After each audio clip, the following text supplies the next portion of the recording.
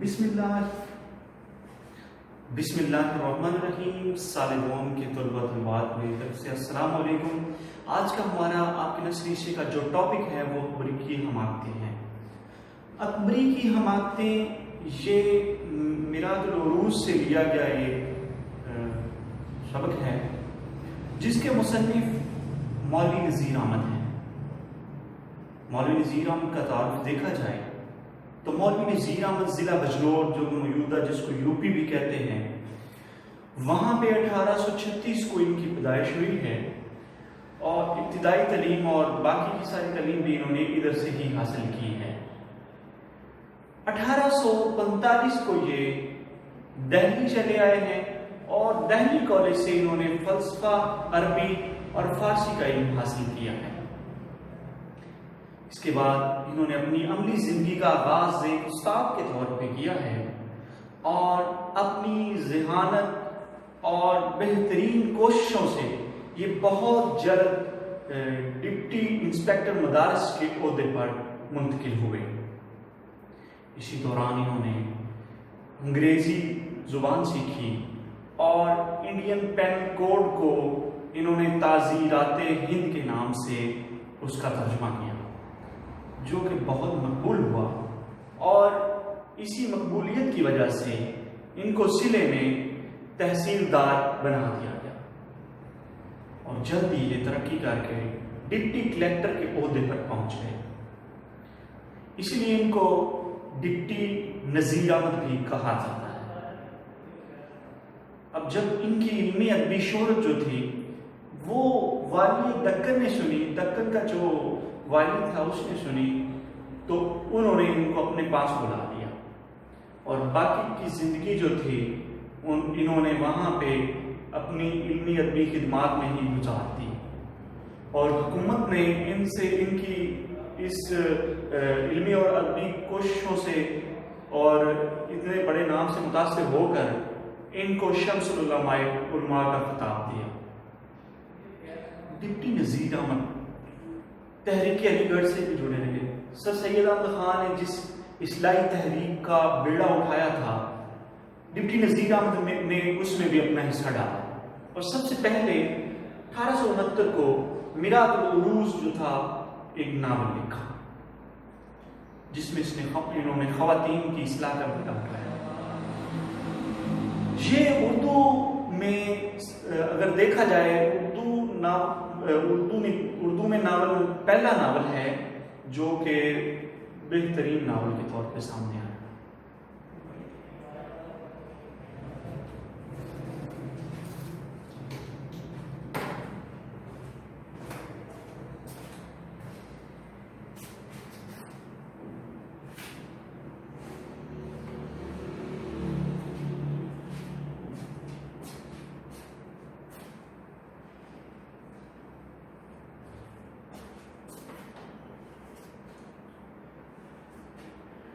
Deputy Nazir Ahmad نے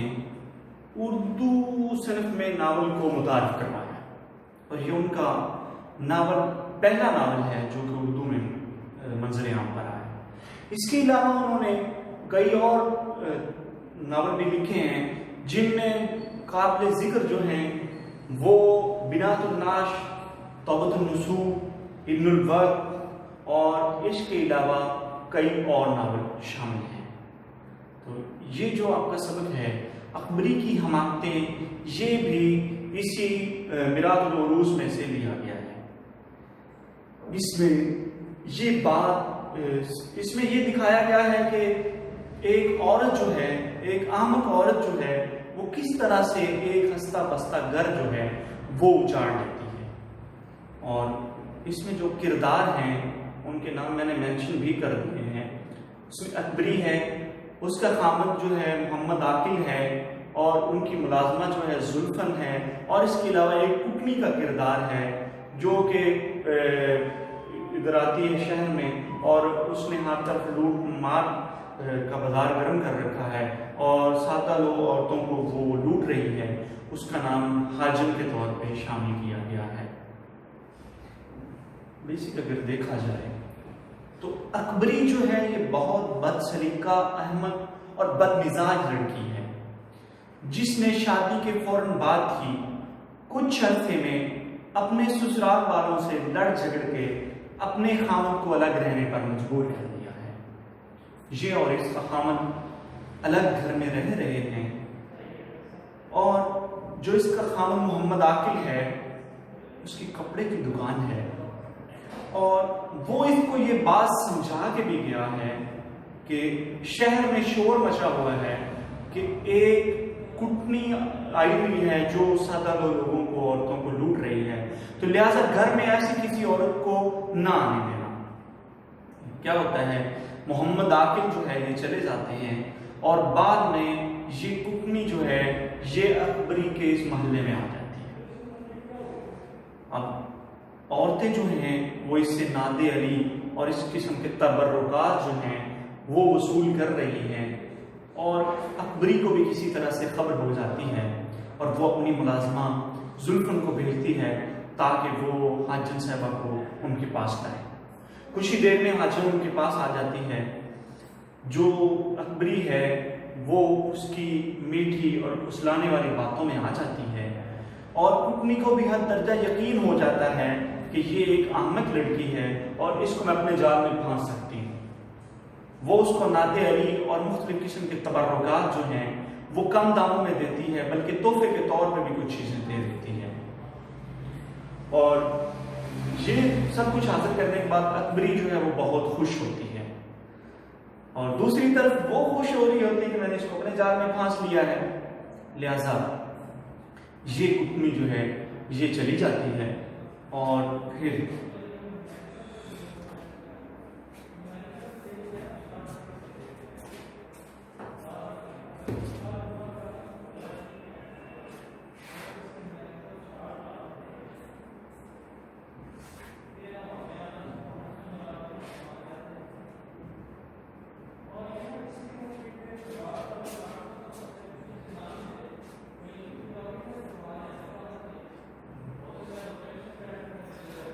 جب کٹنی کو حد درجہ یقین ہو جاتا ہے کہ یہ اب میری باتوں میں آ گئی ہے، تو وہ اس کو روزانہ کی بنیاد پر مختلف قسم کی چیزیں لا کر دیتی ہے۔ وہ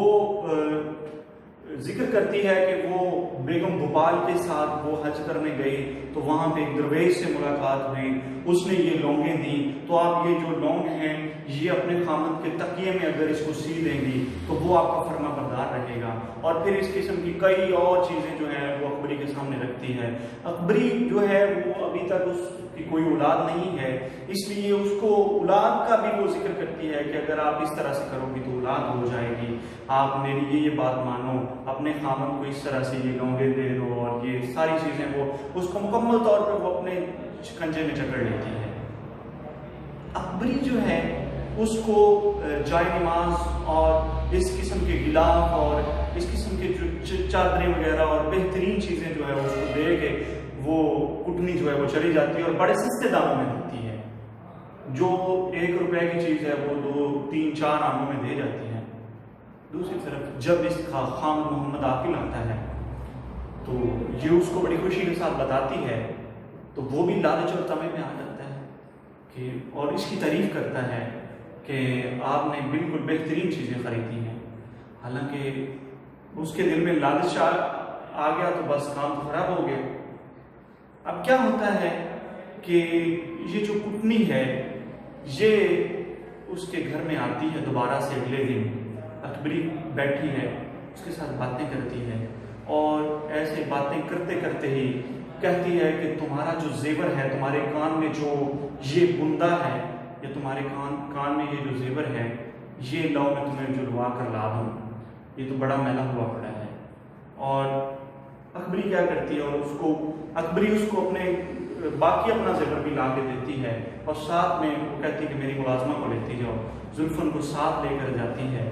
اور پھر کیا ہوتا ہے کہ زلفن اس کے ساتھ ساتھ چلتی ہے، کچھ دور جا کے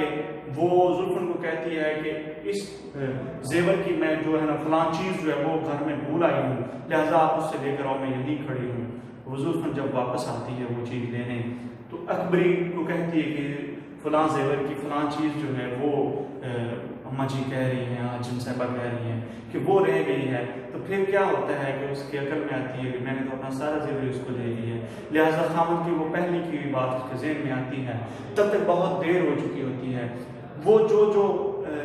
حجن جو علاقے بتاتی کہ میں فلاں جگہ پہ رہتی ہوں، چھتوں کے علاقے میں رہتی ہوں، فلاں جگہ رہتی ہوں، وہاں پہ اس کو سارا ڈھونڈا جاتا ہے لیکن وہ کہیں نہیں ملتی، اور اس طرح سے ایک بد سلیقہ، بد مزاج اور عامق عورت کا سارا زیور جو ہے وہ اس طرح سے طمع اور لالچ میں چلا جاتا ہے۔ تو